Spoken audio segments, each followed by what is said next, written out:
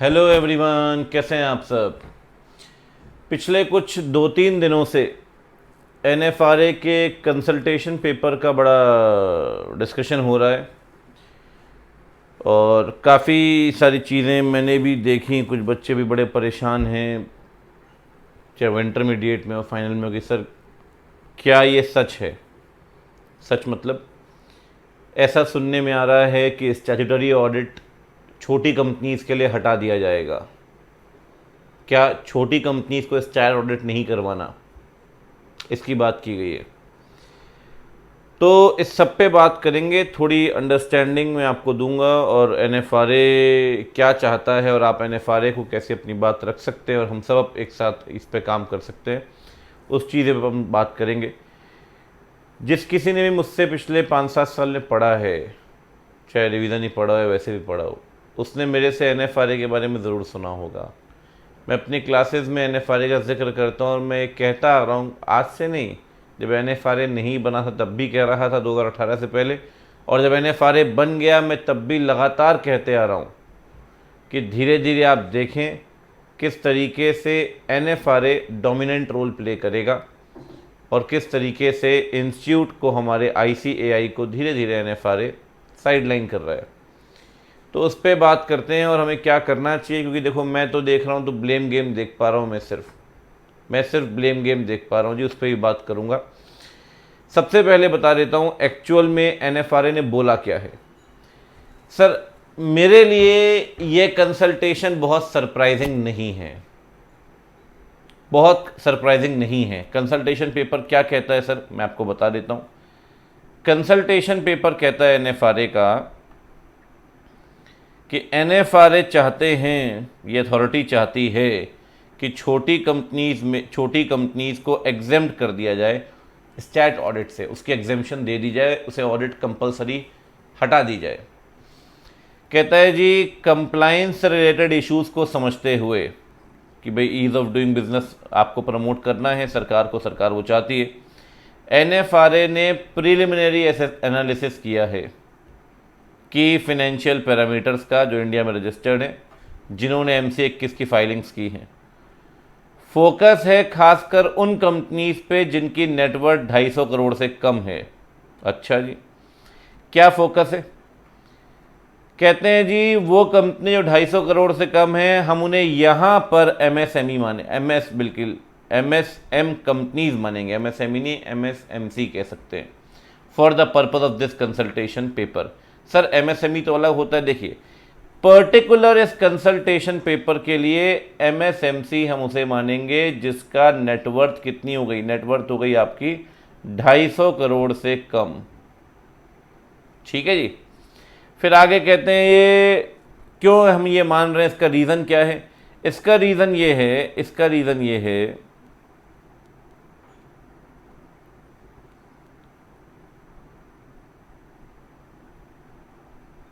हमने एनालिसिस किया है एनएफआरए का भी इन छोटी कंपनीज़ का, और कहीं ना कहीं ये बहुत सिग्निफिकेंट रोल प्ले करते हैं इकोनॉमिक ग्रोथ में। ठीक है। फिर इसमें मिनिमम थ्रेशोल्ड कंसीडर किया जाएगा ऑडिट के लिए कि क्या ऑडिट करवानी ज़रूरी भी है इन कंपनीज़ को। लो भाई साहब, और अगर करवानी ज़रूरी है तो क्या मिनिमम लिमिट रख सकते हैं? थ्रेशोल्ड समझते हो आप? जैसे आपने इंटरनल के अंदर पढ़ा होगा, जैसे आपने कॉस्ट ऑडिट के अंदर पढ़ा होगा, इंटरनल ऑडिट में आपने पढ़ा होगा DPLT, deposit, paid up capital, loan turnover 100 crore, 25 crore, 50 crore, 200 crore. Cost के अंदर भी है, ठीक है ना, 50, 25, 100, 35 की लिमिट।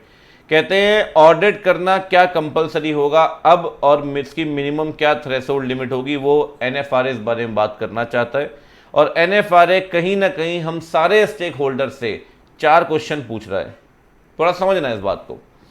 पहला क्वेश्चन है, क्या आपको लगता है एमएसएमसी के ऊपर कोई क्राइटेरिया लगाना चाहिए और क्या उन्हें एग्जेम्पशन देना चाहिए मैंडेटरी स्टैट ऑडिट से कंपनीज एक्ट के अंदर?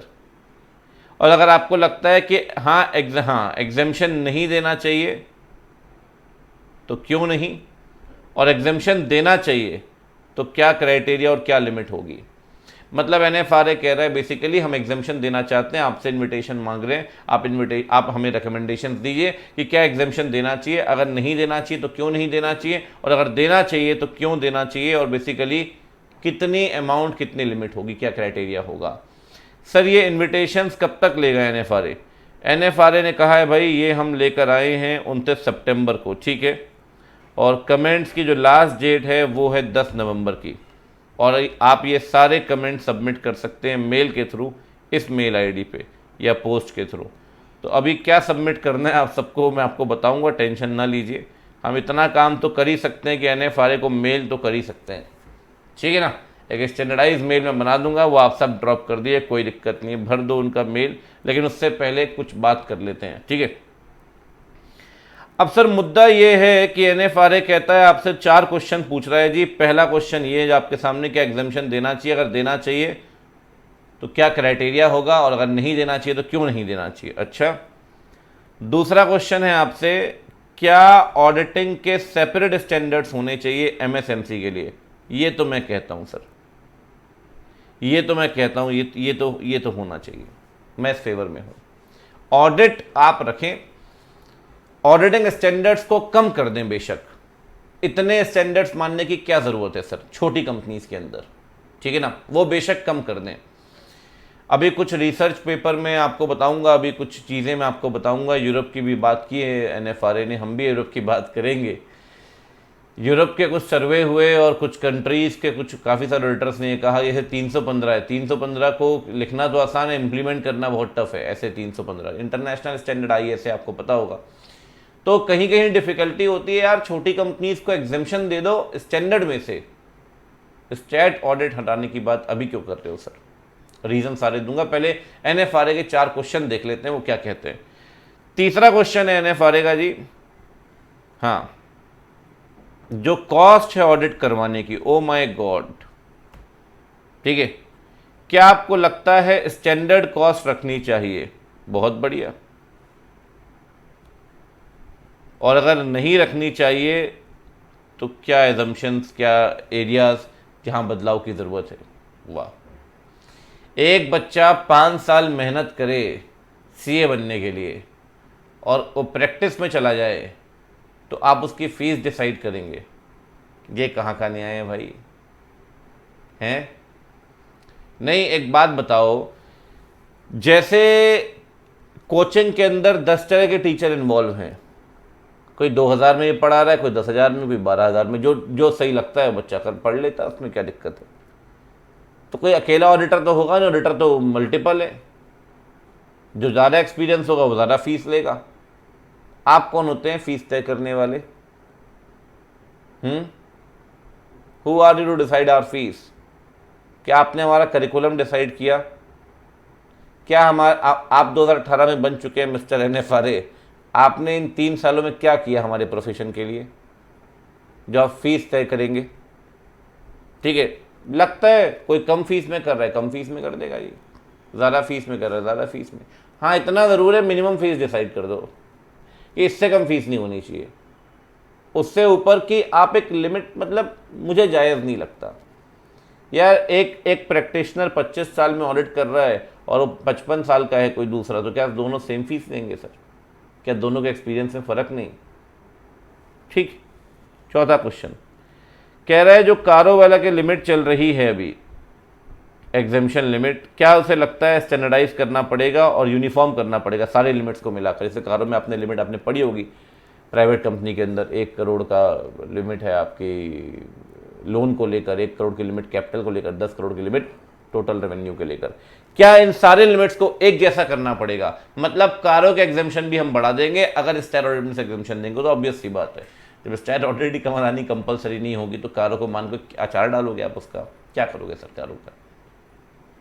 ये 4 प्रश्न हैं NFRA के जो इन्होंने 29 सितंबर के कंसल्टेशन पेपर में रखे गए हैं और हमसे रिकमेंडेशन मांगेंगे, हम रिकमेंडेशन देंगे, बहुत देंगे सर, भरपूर रिकमेंडेशन देंगे। लेकिन मेरे को इसको देख के कोई सरप्राइज नहीं हुआ। पूछिए क्यों? क्योंकि मैं 129A पहले से ही देख चुका हूं सर, मैं 129A पहले से ही देख चुका हूं। 129A अमेंडमेंट एक्ट 20 के अंदर लाया गया था और ये लाया गया था सर करीब 22 जैन 2021 को। मैं बच्चों के इस बारे में पहले से बता चुका हूँ, बच्चे ऑलरेडी 4 महीने 6 महीने पहले मेरी क्लास में पैनिक कर चुके हैं कि सर आगे क्या होगा। मैं भविष्यवाणी कर चुका हूँ।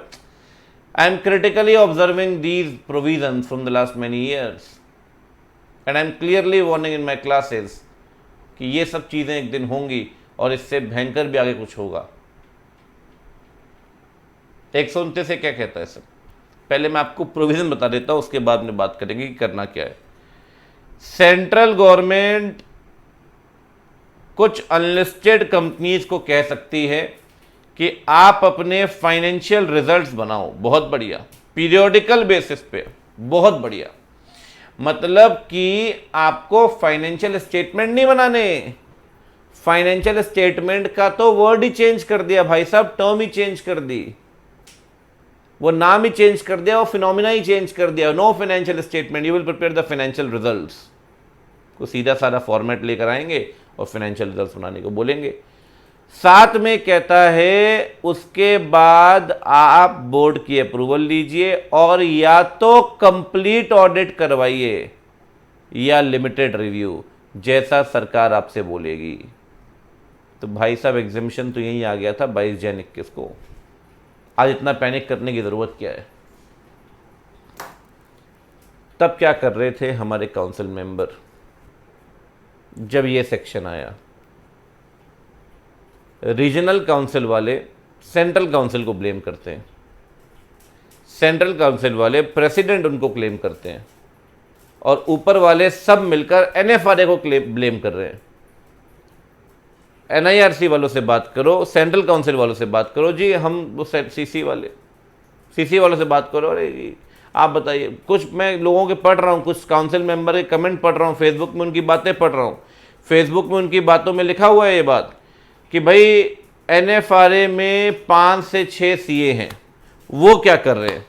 5 से 6 सीए क्या कर रहे हैं अल्टीमेटली, ये बताइए। ये वो कह रहे हैं काउंसिल मेंबर। तो सर मेरा आपसे प्रश्न है कि आप क्या कर रहे हैं? आप सिर्फ ब्लेम कर रहे हैं, एक दूसरे को ब्लेम कर रहे हैं। एनएफआरए बना, उसके बाद आपने क्या किया? आपने यहां पर अपने प्रोफेशन के लिए क्या किया मजबूत करने के लिए? अब तो इलेक्शंस बहुत जल्दी आ रहे हैं, तो आप सबसे मेरी रिक्वेस्ट है कि जब आप वोट मांगने के लिए जाएं तो आप ये बताइए कि आपने इसमें हवाई बातें ना करें। आप ये बताइए कि आपने क्या किया इस प्रोफेशन के लिए, आपने स्टूडेंट के लिए क्या किया।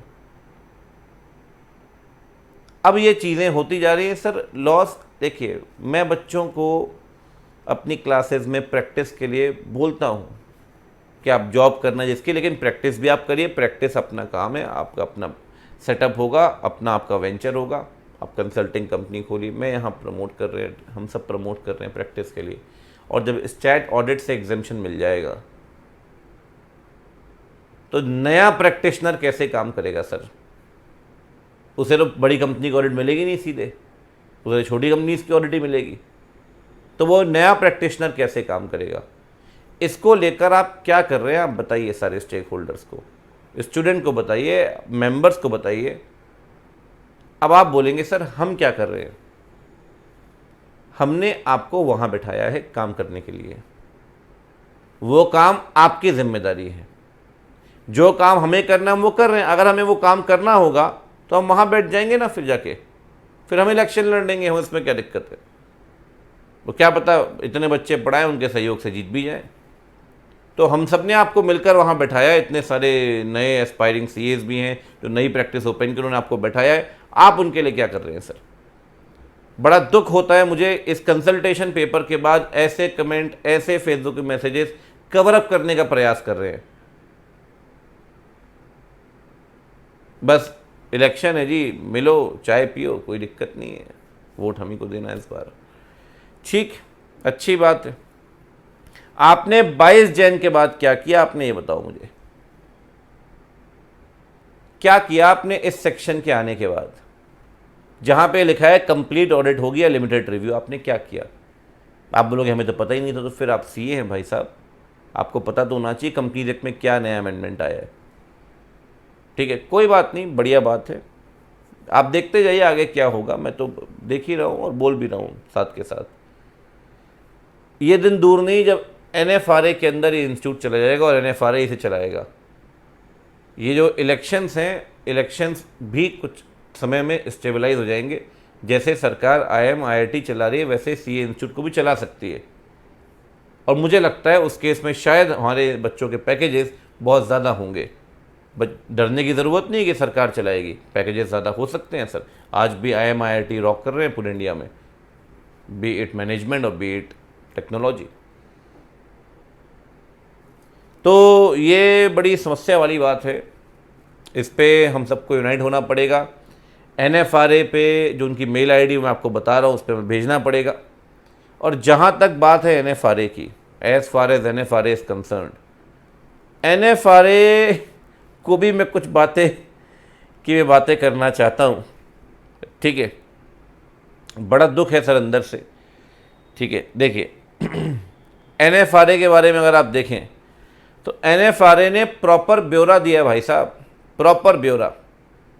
NFRA कह रहा है कि बहुत सारी कंट्रीज़ में स्टैट ऑडिट एग्जेम्प्टेड है छोटी छोटी कंपनीज़ के लिए। प्रॉपर इन्होंने प्रॉपर 2 बातों पे बात करूंगा। इन्होंने कहा है जी, ठीक है, इंडियन टैक्स लॉ में भी एग्जेम्पशन दिया गया है, ठीक बात है, टैक्स ऑडिट को लेकर। फिर कारों की बात की है इन्होंने, ठीक है। फिर इन्होंने बात की है यूरोपियन यूनियन की कि EU भी एग्जेम्पशंस दे रहा है छोटी कंपनीज में। EU में बहुत सारी कंट्रीज हैं, सारी कंट्री की लिस्ट प्रोवाइड की है इन्होंने। सारी कंट्री की लिस्ट प्रोवाइड की है भाई साहब इन्होंने कि कहाँ कौन कौन से कंट्री में एग्जेम्पशन है और क्या क्या थ्रेशोल्ड लिमिट है, कि मतलब इन छोटी कंपनीज को स्टार ऑडिट नहीं करवानी तो क्या क्या बेसिकली लिमिट है। ठीक है, तो NFRA को मैं एक बात बता देता हूँ जी, अगर आप इतना कुछ बता रहे हैं NFRA, आपने भी बता दिया कि यहाँ पे एग्जेम्पशंस दिए गए हैं, ठीक है, अच्छी बात है, आपने बताया एग्जेम्पशंस दिए गए हैं, तो थोड़ा रिसर्च पेपर, वो सर्वे पूरा डिस्क्लोज कर देते और कम से कम ये भी बता देते कि जहाँ से आपने ये उठाया है यहीं से उठाया ना आपने ये। Audit exemption threshold in Europe 2020 update survey results. आप पूछ रहे हैं हम ऐसा करें क्यों ना करें, करें ना करें, ये करें वो करें, तो मैं आपको बता देता हूँ। आप EU का हवाला दे रहे हो तो EU की जहाँ तक बात है, as far as European Union is concerned, European Union ने बहुत सारे कंट्रीज़ ने एग्जेम्पशन दिया हुआ है, लेकिन कुछ कंट्रीज़ ऐसे हैं जिन्होंने एग्जेम्पशन को रिकंसीडर किया है, which has reconsidered their exemptions limit. For example, Cyprus ने अपनी पुरानी लिमिट 0 कर दी है। साइप्रस ने अपने ऑडिट एग्जेम्पशन को एबॉलिश कर दिया है। The audit exemptions have been abolished in the country of Cyprus. वो एग्जेम्पशन दे चुके थे, उन्हें उसके बाद महसूस हुआ जी ये एबॉलिश हो चुका है, अब हमें एबॉलिश करना पड़ेगा, एबॉलिश कर दिया। सब पे बात करूंगा, 2 मिनट 3 मिनट और दीजिए मुझे। दूसरी बात, एस्टोनिया ने अपनी लिमिट रिवाइज की है, इटली ने अपनी लिमिट कम कर दी है। जहां वो 8.8 मिलियन यूरो पे एग्जेम्पशन दे रहे थे पहले टर्नओवर को लेकर, आज वो लिमिट आधे से भी कम कर दी। जहां उन कंपनीज को एग्जेम्पशन दिया गया था जिनके एम्प्लॉइज 50 तक हैं, आज वो लिमिट 20 तक ले आए। इटली ने अपने एग्जेम्पशन कम कर दिए। तो सर इस बारे में भी तो बात करो आप। जब मैं अपना रिप्लाई लिखूंगा तो आपको इन चारों कंट्रीज़ का रेफरेंस दूंगा, आपको बताऊंगा मैं ये कि इन चारों कंट्रीज़ में, आप भी बताइए बच्चों, मेल आईडी आपके सामने है, मेल आईडी आपने नोट नहीं की तो आखिरी में नोट करा दूंगा कि इन चारों कंट्रीज़ में एग्जेम्पशन दिया गया, पहले थ्रेशोल्ड दी गई, पहले एग्जेम्पशन दिया गया, बाद में एग्जेम्पशन को रिकंसीडर किया गया। एक कंट्री और होगा इसमें, रोमानिया के अंदर भी लिमिट कुछ कम की है, लेकिन कम तो की है। ठीक है ना, बिल्कुल सही बात। और तो और टर्की के अंदर भी तीनों लिमिट्स कम कर दी गई और मुझे ऐसा लगता है आने वाले समय में इसे और कम किया जाएगा, और कम किया जाएगा। तो ये 4-5 कंट्रीज़ हैं, Turkey, Italy, Estonia, Cyprus, Romania. ये 5 कंट्री ऐसे हैं जहां पे एग्जेम्पशन को रिकंसीडर करके थ्रेशोल्ड लिमिट्स कम की गई हैं। ये मैं एनएफआरए से कह रहा हूं। और एक बात, एनएफआरए ने पता है क्या बोला इस कंसल्टेशन पेपर में? ये बोला कि हमने एमसीए 21, एमसीए 21 के जो फाइलिंग्स होती हैं, आपको पता है फाइनेंशियल स्टेटमेंट फाइल करते हैं अपन, एनुअल रिटर्न फाइल करते हैं, AOC 4 MGT 7 अपन फाइल करते हैं, करना पड़ता है हर साल। AGM के 60 दिन के अंदर एनुअल रिटर्न और 30 दिन के अंदर आपको फाइनेंशियल स्टेटमेंट फाइल करने पड़ते हैं, 92 और 137। ठीक है, बहुत सारे डेटा दिए भाई साहब एनएफआरए ने कि हम ये सारे डेटा को कंसीडर करते हुए ये मानते हैं कि हमें हमें हमें हमें यहाँ पे इस सिचुएशन में, इन हालातों में, मैं आपको दिखाता हूँ ज़रा, ये एनएफआरए का कंसल्टेशन पेपर, कि एक सारी कंपनी ऐसी ऐसी इन्फॉर्मेशन है, इनकी नेटवर्थ ये है और ऐसी बातें हैं और ये और वो सारी बातें की है भाई साहब इन्होंने, सारी। ठीक है, कि इतनी कंपनीज़ हैं, ये कंपनीज़ फाइल करती हैं फाइनेंशियल स्टेटमेंट, हमारी फाइलिंग्स ऐसी हैं, ये वो। तो मैं आपसे सिर्फ एक बात बोलूँगा सर, आपने सारी चीज़ें फाइल कर दी, आपने सारी चीज़ें बता दी, जिन कंपनीज का हवाला देकर आप ये कह रहे हैं कि उन कंट्रीज में एग्जेम्पशन दिए गए हैं, इस कंट्री में एग्जेम्पशन है, यूएस के 2-3 स्टेट में एग्जेम्पशन है, यहां एग्जेम्पशन है, वहां एग्जेम्पशन है। जरा आप एक काम करिए, अपने कंट्री की कंपनीज को, भारत की कंपनीज को और उनकी कंपनीज को कंपैरेटिवली सामने रखिए और उनके कंप्लायंसेस और हमारे कंप्लायंसेस की डिग्री को कंपेयर करिए, और जब वहां पे वेरिएशन दिखे तब आप तय करना कि इंडिया में स्टैट ऑडिट सही में देना रीजनेबल है या हम सिर्फ ग्लोबल चीजों को मानते हुए एग्जेम्पशन की तरफ बढ़ रहे हैं। क्योंकि सर एग्जेम्पशन देने के लिए हालात कंसीडर करने होंगे। ऐसे कई कंट्रीज जहां एग्जेम्पशन नहीं है, ऐसे कई कंट्रीज एग्जेम्पशन को धीरे धीरे खत्म कर रहे हैं। क्योंकि एग्जेम्पशन देना तो आसान है, कंप्लायंस कैसे इंश्योर करेंगे आप?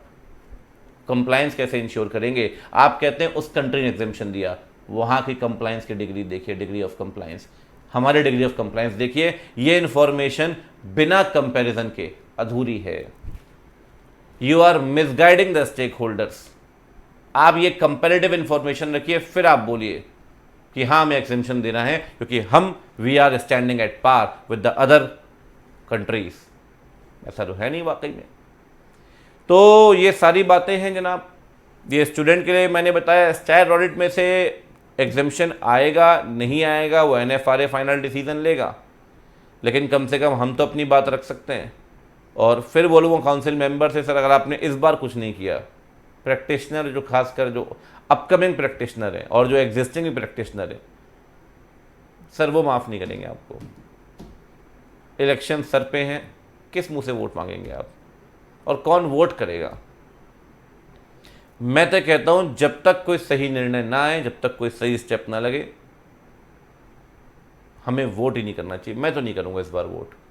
मेरे जान पहचान में, मेरे फैमिली में बहुत सी हैं सर, ये बोलूँगा आप किसी को वोट मत करो जब ये नहीं है। अब आप बोलें सर मेरा क्या इंटरेस्ट है इसमें, मेरा ज़ीरो इंटरेस्ट है। फॉर योर काइंडली इंफॉर्मेशन, मेरे पास किसी कंपनी की ऑडिट नहीं है, ठीक है ना, मैं ऑडिट करता ही नहीं। अब जब मैं ऑडिट नहीं करता तो मेरा इसमें कोई इंटरेस्ट नहीं है। मेरा इंटरेस्ट है for the aspiring upcoming chartered accountants and for the newly qualified chartered accountants who are thinking of doing their practice of your own. Sir वो कैसे प्रैक्टिस और वो कैसे सर्वाइव करेंगे? तो इसके लिए हमें क्या करना चाहिए मैंने आपको बताया, और क्या करना चाहिए एनएफआरए ने जो किया है, एनएफआरए की बात भी हमने की, लेकिन एनएफआरए को उसका रिप्लाई ज़रूर मिलेगा और भर के देंगे सर। सारे मेंबर से भी रिक्वेस्ट है जो देख रहे हैं इस वीडियो को, ज़रूर रिप्लाई करिए एनएफआरए को, ज़रूर। हमारी यूनिटी ही हमें यहाँ पर बचाएगी, अदरवाइज एनएफआरए देख रहे हैं आप क्या क्या कर रहा है, ओवरसी द ऑडिट, फ्रॉड का इन्वेस्टिगेशन, सब कुछ कर रहा है, ये भी हो रहा है। कंप्लाइंस इंश्योर करवाइए। अच्छी बात है, ग्लोबलाइजेशन देखते आप कर रहे हैं, लेकिन कम से कम सिचुएशन देखनी चाहिए सर। उम्मीद करता हूँ आपको ये वीडियो समझ आया होगा। शेयर ज़रूर करिएगा, मेरे लिए नहीं सबके लिए, ताकि सबको ये बात पहुंच पाए और सब अपनी ये बात रख पाएँ आगे NFRA को। इनकी मेल आईडी में, आज संडे है, आज से ही आप मेल डालने शुरू कर दें, सही रहेगा सर, बढ़िया। इन्हें इनका आंसर मिलना चाहिए, ठीक है ना। कमेंट्स -tag.paper@nfra.gov.in, ठीक है ना। ये आईडी है, इस पे लास्ट डेट है, ठीक है, 10 नवंबर की। सब्जेक्ट लाइन में इतना ज़रूर लिख देना, statutory audit should not be exempted.